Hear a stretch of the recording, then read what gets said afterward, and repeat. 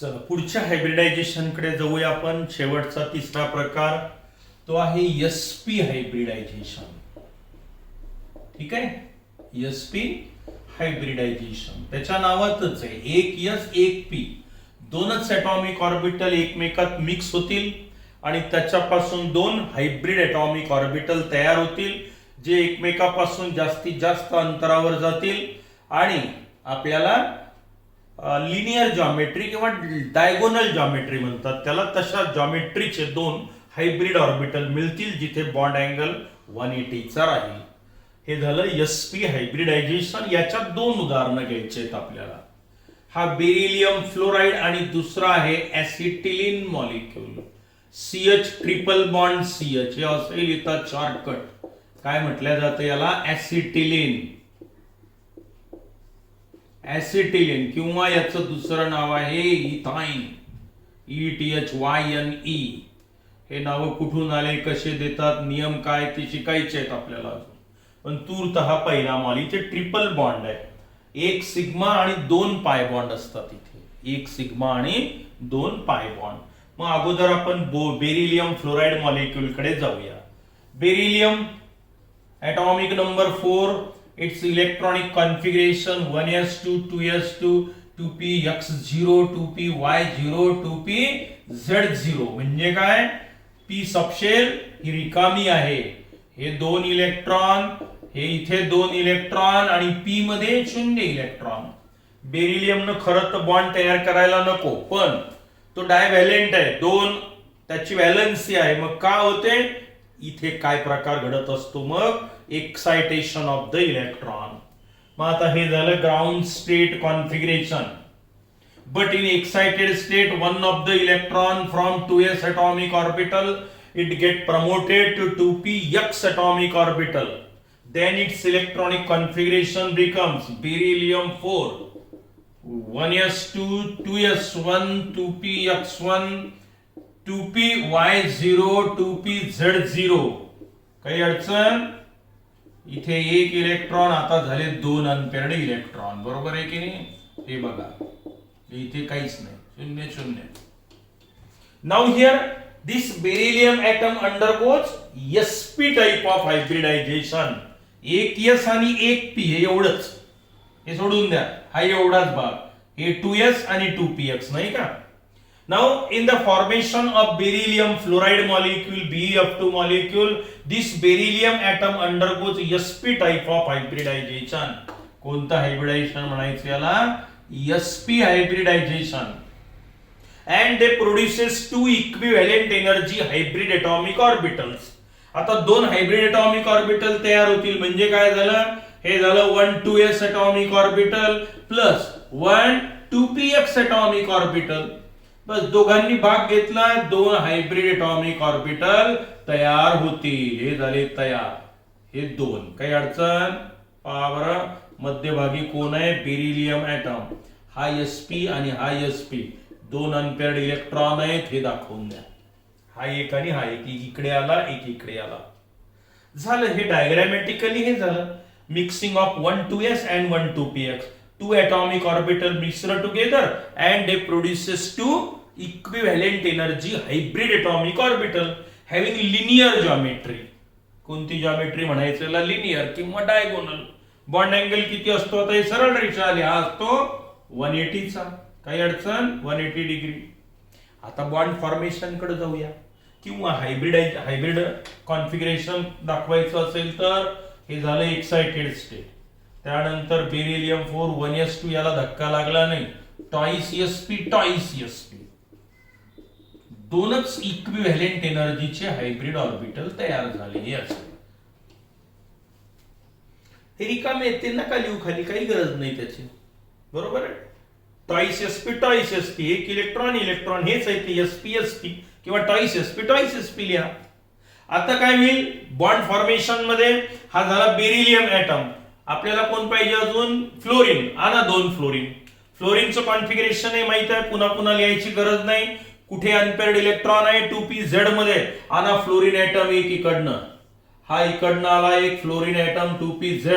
हा fluorine item हे 2pz unpaired electron झाला along the internuclear axis sigma covalent bond. आणि दुसरा इकडनं आणा फ्लोरीन ऍटम, झाला बेरिलियम फ्लोराईड मॉलिक्यूल तयार. हा सिग्मा बॉन्ड, हे 2p z ॲटॉमिक ऑर्बिटल, दुसरा फ्लोरीन ॲटम म्हणजे मध्यभागी बेरिलियम फ्लोरीन फ्लोरीन. कितीचा बॉन्ड अँगल? 180चा. कोणती जॉमेट्री? डायगोनल किंवा लिनियर. बघा ज्या प्रश्नाचं उत्तर व्हॅलन्स बॉन्ड थिअरीला देता नव्हतं आलं, त्याचं उत्तर या थिअरीनं हायब्रिडायझेशनने दिलं. व्हॅलन्स बॉन्ड थिअरीनुसार याने बॉन्ड तयार करायला नको होते, कारण त्याच्याकडे अनपेड इलेक्ट्रॉन नाही. पण थिअरीनं सांगितलं असाही प्रकार काही ठिकाणी घडून येतो. नंतर हायब्रिडायझेशन होतं, मग सारख्या तीव्रतेचे बॉन्ड तयार झाले आणि अशा पद्धतीनं हा मॉलिक्यूल तयार झाला. तर हे झालं बेरिलियम फ्लोराईडचं एक्सप्लेनेशन. बरोबर आहे, लिनियर किंवा डायगोनल जॉमेट्री. आणि याला काय म्हणायचं? Orbital diagram of beryllium fluoride. पूर्ण ऑर्बिटल दिसतात, इथे बॉन्ड फॉर्मेशन दिसतात, सिग्मा बॉन्ड तयार झालेले दिसतात. बरोबर आहे. आता आपण यांचं दुसरं एक्झाम्पल घेणार आहोत, जे 4 मार्काला विचारलं जातं. हे तर 2 मार्काला विचारतील किंवा 3. इथे सांगू शकता तुम्ही, each sp hybrid atomic orbital of beryllium atom contain unpaired electron, then its overlap with 2p z atomic orbital of the fluorine atom and form sigma bond. एवढे एक वाक्य बॉन्ड फॉर्मेशनचं, तेच वाक्य, फक्त कोणतं ऑर्बिटल कोणत्या ऑर्बिटल सोबत ओव्हरलॅप होऊन सिग्मा बॉन्ड किंवा पाय बॉन्ड तयार होतो तेवढं सांगायचं. आता जाऊया आपण या ऍसिटिलीन मॉलिक्यूल कडे, CH ट्रिपल बॉन्ड CH कडे जाऊया. चालेल, म्हणजे sp हायब्रिडायझेशन हा प्रकार आपला संपेल. ऍसिटिलीन मॉलिक्यूल, काय सूत्र आहे ऍसिटिलीनचं? CH triple bond CH, acetylene, किंवा याला काय म्हटलं जातं? ETHYNE, ethyne. Now here both carbon atom undergoes sp type of hybridisation. इथे दोन्ही कार्बन ॲटम मध्ये कोणतं हायब्रिडायझेशन होतं? sp. बरोबर आहे. आणि मॉलिक्यूल तयार होतो. हे सरळ रेषेत आहे, म्हणजे डायगोनल जॉमेट्री असेल, लिनियर जॉमेट्री असेल, सगळे बॉन्ड अँगल 180 चे होतील इथे. मग आता कार्बन ॲटम, पुन्हा तेच वाक्य, carbon atom ground state electronic configuration 1s2 2s2 2px1 2py1 2pz0. बरोबर आहे. हे दोन इलेक्ट्रॉन px py मध्ये एक आहे, एक px एक py. बरोबर आहे. Now here ground state, one of the electron from 2s atomic orbital get promoted to 2p z atomic orbital, then its electronic configuration in excited state becomes 1s2 2s1 2px1 2py1 2pz1. हे झाली box diagram configuration. हे 2s1 आणि हे सारख्या एनर्जीचे आता 3 orbital आहेत, px py pz. काही अडचण? याला कोणतं कॉन्फिगरेशन म्हटलं आपण? Excited state. एक इलेक्ट्रॉन 2s मधून 2pz मध्ये गेला, हा असा. बरोबर आहे. आता both carbon atom undergoes sp type of hybridisation. एक s आणि एक p, हे एवढेच दोघच जण, पूर्ण नाही घ्यायचं. हे दोघांनीच sp हायब्रिडायझेशन मध्ये भाग घेतला. sp हायब्रिडायझेशन दोघांनी भाग घेतला तर 2 हायब्रिड ऑर्बिटल तयार होतील. बरोबर आहे, सारख्या एनर्जीचे. आता इथे 2py आणि 2pz both remains in unhybridized state. 2py 2pz दोघांनी हायब्रिडायझेशन मध्ये भाग नाही घेतला. अशा प्रकाराला लिमिटेड हायब्रिडायझेशन म्हणतात. काही ॲटॉम जसं इथिलीन मध्ये तिघांनी भाग घेतला, मिथेन मध्ये चौघांनी पण घेतला होता, ते कंप्लीट हायब्रिडायझेशन. याच्या अगोदरचे एक्झाम्पल घेतलं होतं आपण इथिलीन, त्याच्यामध्ये तिघांनी भाग घेतला, एक सोडून दिलं, ते लिमिटेड झालं. इथे दोघांनीच भाग घेतला, 2 सोडून दिले, हे लिमिटेड हायब्रिडायझेशन झालं. ठीक आहे. आता काय झालं? 2 तयार झाले म्हणजे काय? 1s2 जसंच्या तसा, याला तर हात लागत नाही, इनर शेल आहे. 2 सारख्या एनर्जीचे तयार झाले, ज्याचं नाव काय राहील? sp twice sp hybrid orbital. आणि 2 हे पुन्हा वेगळ्या एनर्जीचे दाखवायचे डब्बे. हे तुटले आता. या दोघांची एनर्जी वेगळी, या दोघांची वेगळी. हे अनहायब्रिडाइज्ड स्टेट मध्ये आहे 2py1 आणि 2pz1. याला म्हणायचं hybrid configuration, hybrid electronic configuration. कोणती हायब्रिडाइज्ड स्टेट आहे कार्बनची? sp hybridised state. आता हे मी डायग्राम मध्ये दाखवतो इकडे, म्हणजे आपल्या लक्षात येतं मॉलिक्यूल कसा तयार झाला. एक 2s ॲटॉमिक ऑर्बिटल, हे 2s, त्यानंतर एक कोणतं 2px, दोघांनीच भाग घेतलेला आहे. 2s आणि 2px कोणतं हायब्रिडायझेशन? sp hybridisation. दोन्ही भाग घेतला तर दोनच तयार होतील, काही अडचण? हे असं दाखवतो मी आता. हे एक आणि हे दुसरं. दोन अनपेअर्ड इलेक्ट्रॉन आहेत, एक इथे दाखवूया आपण, एक इथे दाखवूया. मध्यभागी कोण आहे? आता हा कार्बन ॲटम आहे, बरोबर आहे. झाले दोन sp हायब्रिड ऑर्बिटल, हे sp आणि हे sp, मध्यभागी कार्बन ॲटम. आता पहा, हे दोन झाले हायब्रिडायझेशन पासून तयार झालेले हायब्रिड ऑर्बिटल. 2py जसंच्या तसं जिथल्या तिथे आहे ते, 2pz जिथल्या तिथे जसंच्या तसं आहे ते. मग हे 2py म्हणजे काय? हा जर x ऍक्सिस असेल तर हा कोणता ऍक्सिस झाला? y axis.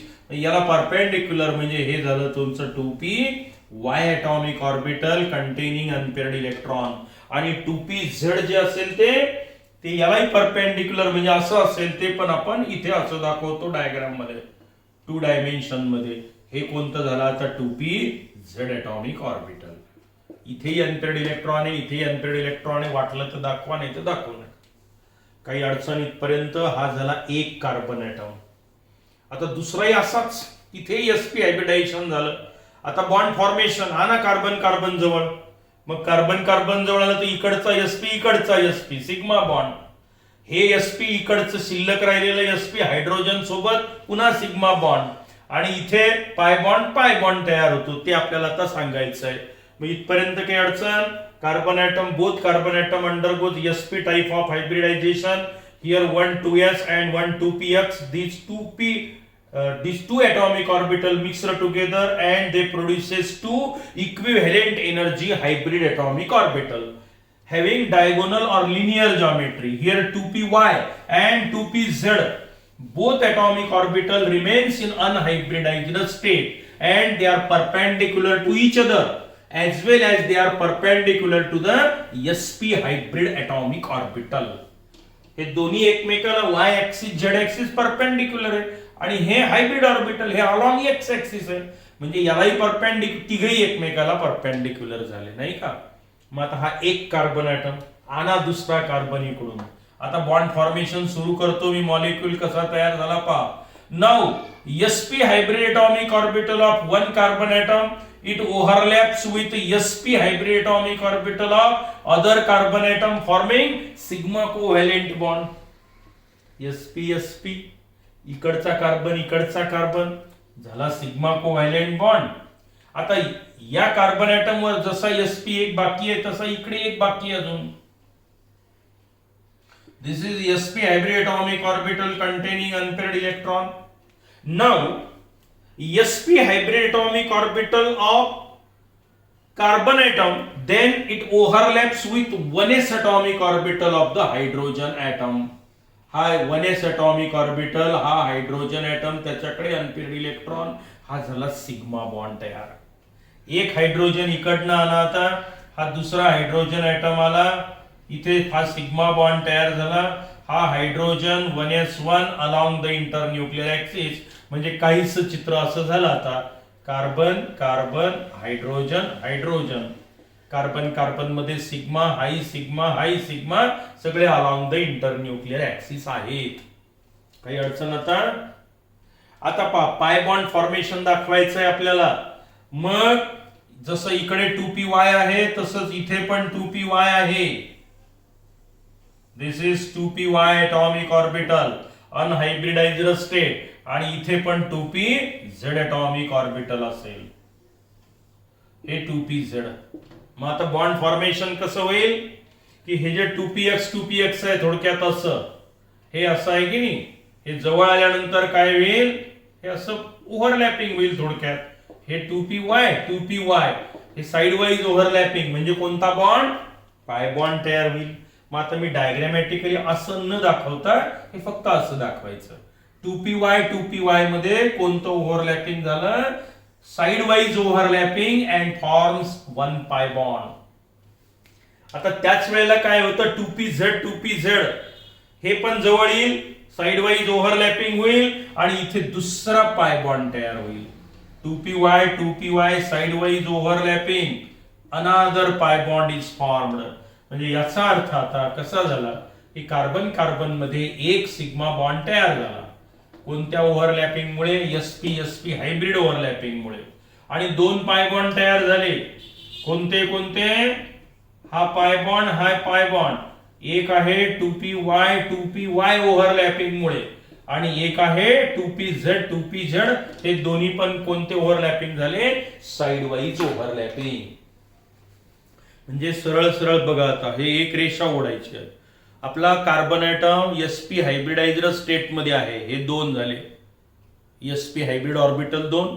आता जेव्हा कार्बन कार्बन जवळ आले तेव्हा कार्बन कार्बन मध्ये तर सिग्मा बॉन्ड तयार झाला sp हायब्रिड ऑर्बिटल मध्ये.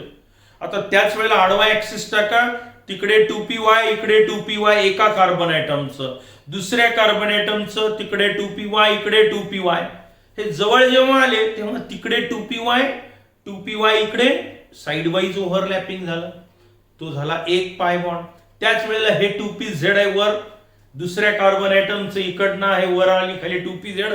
हे पण आता वर, हे तिकडे जसे जवळ आले 2py तशी वर आणि खाली ऍक्सिसच्या हे पण वर आणि साइड वाईज ओव्हरलॅपिंग झालं आणि हा झाला दुसरा पाय बॉन्ड. कशामध्ये? कार्बन कार्बन मध्ये. In this way this molecule is formed. He orbital diagram पण 2 मार्काला विचारतात. लिनियर जॉमेट्री आहे, सगळे बॉन्ड अँगल 180 डिग्रीचे आहेत. ठीक आहे. मग आता आपल्याला sp3चं एक एक्झाम्पल माहिती झालं. कोणतं? मिथेन मॉलिक्यूलचं फॉर्मेशन. त्यानंतर sp2 चे 2 एक्झाम्पल घेतले आपण, बोरॉन ट्रायफ्लोराइड आणि इथिलीन मॉलिक्यूल. तर sp चे पण 2 घेतले, एक ऍसिटिलीन आणि एक बेरिलियम फ्लोराइड मॉलिक्यूल. असे आपल्याला 5 मॉलिक्यूलचं फॉर्मेशन आता माहिती झालं. त्याच्यानंतर sp3 चे अजून 2 एक्झाम्पल आहेत, अमोनिया मॉलिक्यूल आणि वॉटर मॉलिक्यूल. पण त्याच्यामध्ये त्याची जॉमेट्री एक्सप्लेन करण्यासाठी आपल्याला आणखी एका थिअरीचा उल्लेख करावा लागतो. त्याला म्हणायचं आहे VSEPR theory, valence shell electron pair repulsion theory. त्याचे 2-3 पॉइंट घेऊया आपण आणि या 2 मॉलिक्यूलचं एक्सप्लेनेशन आपण पुढच्या एपिसोडमध्ये, पुढच्या लेसनमध्ये, पुढच्या भागात आपण पाहूया. तोपर्यंत अभ्यास चांगला सुरू ठेवा.